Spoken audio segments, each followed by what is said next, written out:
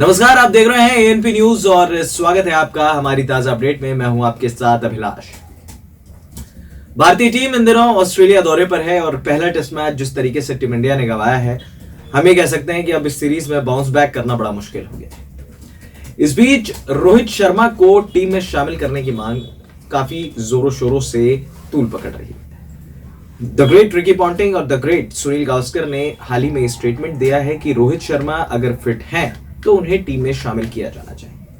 But सवाल यह है कि आखिरकार रोहित शर्मा अगर सेकेंड टेस्ट में अवेलेबल नहीं रहेंगे तो क्या इसका खामियाजा टीम इंडिया को नहीं भुगतना पड़ेगा।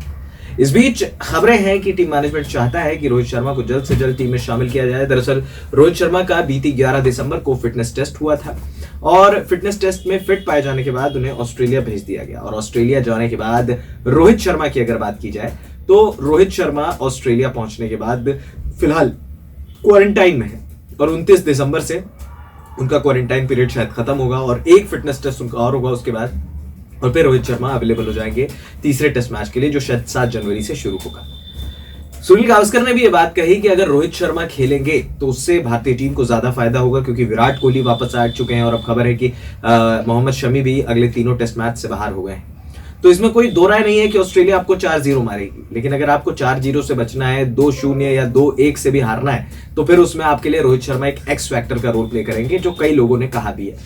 रिकी पॉन्टिंग ने एक बात बहुत अच्छी कही जो मुझे लगता है कि नहीं ठीक है, क्रिकेट की समझ वो रखते जरूर हैं, वो भारतीय टीम को भी फेवर करते हैं। तो उनका ये कहना था कि देखिए भारतीय टीम का वो 1 घंटा जो एडिलेड टेस्ट में जो खराब किया है, उस 1 घंटे ने पूरे के पूरे मैच के रुख को पलट दिया। आप कब तक ये कहेंगे कि आप इंस्टेंट कोलैप्स का शिकार हो रहे हैं? आप कब तक ये कहेंगे कि आपकी टीम मैनेजमेंट को खिलाड़ियों की चोट के बारे में नहीं पता होगा? सवाल यह है कि आखिरकार क्या रोहित शर्मा ये बात नहीं जानते थे कि उन्हें चोट लगी, या फिर टीम मैनेजमेंट ये बात नहीं जानती थी? क्योंकि आप अगर ऑस्ट्रेलिया दौरे की तैयारी करते हैं तो आपका 1 साल या 2 साल पहले से कैलेंडर तैयार होता है, तो आप उस हिसाब से अपने खिलाड़ियों को ब्रेक देते हैं, उस हिसाब से अपने खिलाड़ियों को बचा कर रखते हैं। और ऑस्ट्रेलिया जैसे इंपॉर्टेंट टूर दैट टू कि आपको पता है कि वर्ल्ड टेस्ट चैंपियनशिप की पॉइंट्स टेबल में अभी फिलहाल बहुत बड़े उलटफेर हैं, तो आप ऐसे इंपॉर्टेंट दौरे पर रोहित शर्मा जो कि हाफ फिट भी होते, सुनील गावस्कर ने तो बात कही थी कि अगर 11 को फिटनेस टेस्ट हुआ तो वो 8 को भी हो सकता था, शायद उसके बाद रोहित शर्मा आपके लिए सेकंड टेस्ट मैच में अवेलेबल हो भी जाते। लेकिन इस तरीके की चीजें आपको लगेंगी कि नहीं भाई आप तीसरे टेस्ट मैच में आके अगर रोहित शर्मा जिताई देंगे तो फिर दिक्कत हो जाएगी। रिकी पॉन्टिंग ने बात कही कि रोहित शर्मा मयंक अग्रवाल और पृथ्वी शॉ से ज्यादा बेहतर टेस्ट बैट्समैन है। उन्होंने कहा कि उनकी टेक्निक काफी अच्छी है और पॉन्टिंग साहब ने भी यही बात कही कि देखिए जो भी खिलाड़ी बैकफुट पंच अच्छा खेलेगा, पुल अच्छा खेलेगा, शॉर्ट बॉल को अच्छे तरीके से संभालेगा, उस खिलाड़ी को फायदा होना है। और मेलबर्न में या फिर हम पिछले ऑस्ट्रेलिया दौरे से भी भारत के कंपेयर करें तो सिर्फ एक डिफरेंस था कि भारतीय बल्लेबाजों ने रन्स बोर्ड पर लगाए थे जो कि ऑस्ट्रेलियाई बल्लेबाज नहीं कर पाए।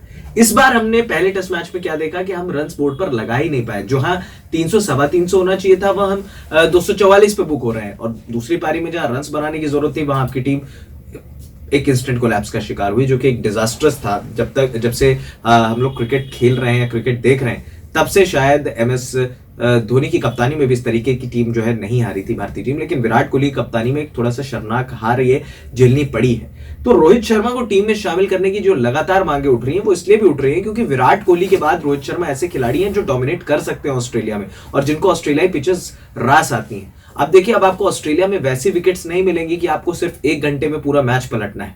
अब यहाँ पर ड्रॉप इन सरफेसेस यूज होते हैं, यानी कि पिच बाहर से ड्रॉप की जाती है, उसके बाद उसमें कितना मॉइस्चर होता है, गेंद कितना उठ के आएगा, क्योंकि अब तीनों test match day test matches है, तो आपको अपनी कंडीशन ज्यादा बेहतर तरीके से पता है।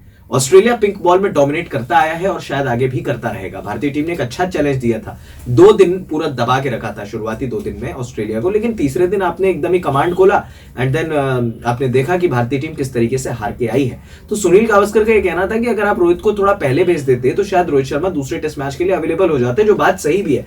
कई फैंस ने भी ये बात कही है, लेकिन बीसीसीआई तो ये बात कहती है भैया फैंस को पता नहीं होना चाहिए कि रोहित शर्मा और बीसीसीआई के बीच क्या चल रहा है। तो भैया ये फैंस ही हैं जो आपको बनाते हैं बड़ा क्रिकेटर या बड़ा बोर्ड। अगर फैंस क्रिकेट देखना बंद कर देंगे या फिर जिस दिन ये क्रिकेट के प्रति दीवानगी हिंदुस्तान में खत्म हो जाएगी तो आधा क्रिकेट तो वैसे ही खत्म हो जाएगा आपका।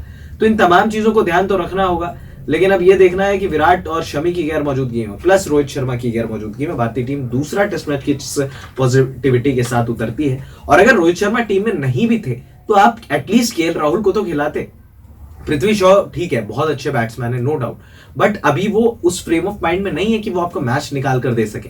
तो इन तमाम चीजों को ध्यान में रखते हुए भारतीय टीम को अपनी स्ट्रेटेजी आगे तैयार करनी है। देखना होगा कि किस तरीके से रोहित शर्मा को टीम में लाया जाता है। हालांकि बताया गया है कि यहाँ पर टीम मैनेजमेंट ने रिक्वेस्ट किया है क्रिकेट बोर्ड से, वहां की गवर्नमेंट से, लेकिन देखिए जो नॉर्मल प्रोटोकॉल्स हैं उसको तो आप चेंज नहीं कर सकते। कोविड महामारी हर जगह पांव पसार रही है, तो उस लिहाज से एक बड़ा सवाल है, पॉसिबल है, लेकिन तीसरे या चौथे टेस्ट मैच के लिए होपफुली रोहित शर्मा तैयार हो जाएंगे। फिलहाल इस खास अपडेट में इतना है।